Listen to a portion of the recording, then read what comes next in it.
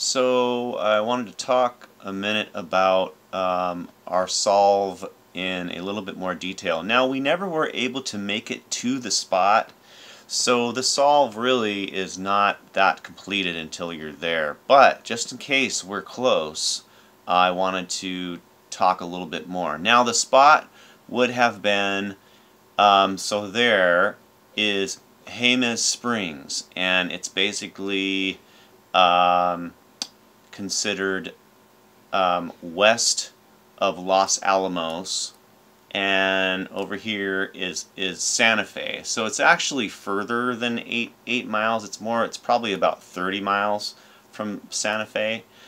So right about up here where the 4 is. Now I want to show you a map here. So this is Spence Hot Springs in the Jemez area. And coming down here is the San Antonio Creek. Now, I've been to this hot springs twice when I lived in Albuquerque. I came up here. Basically, you have to kind of hike up this hill here, but not too far at all.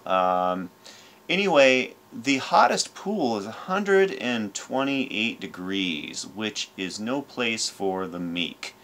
And also, it is blazing hot. So when we were forming our solve, that was part of what we were thinking, that so many things led it to being a hot springs. Now, the springs flow down the hill and eventually end up in the creek. And there'll be no paddle up your creek because you'll be crossing it and walking up the hill. And it's beautiful. If you look at views from that area, it's awesome. There's pine trees all over the place. So many many things in the poem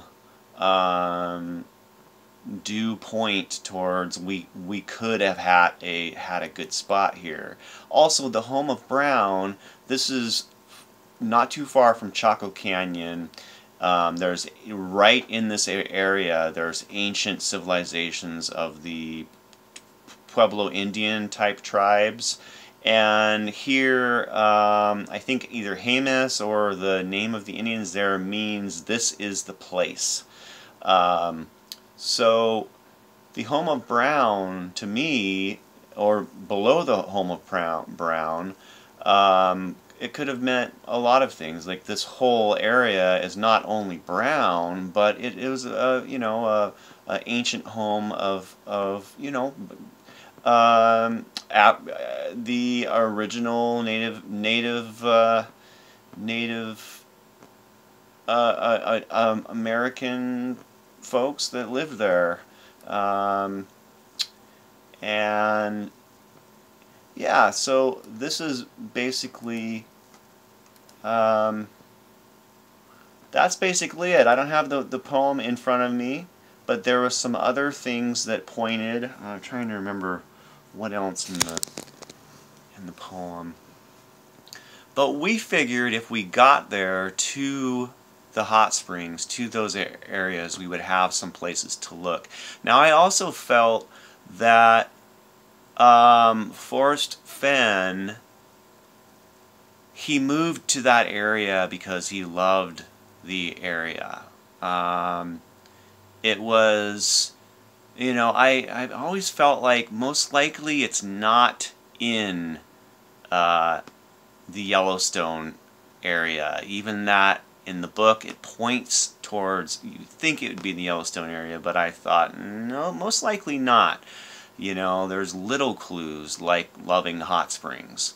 But anyway, so this is a little bit more in detail of kind of what we were thinking, but of course we wouldn't know until we got there and really looked around. But I did know what that landscape was like, and there's many things that pointed towards it being close to a hot springs. Now, I didn't think it was in the hot springs. I thought you'd have to walk a little bit out somewhere, away from there. But this is such a beautiful, amazing spot that it made sense to me. I'd been there twice, And it's the first place I thought of years ago when I read the poem.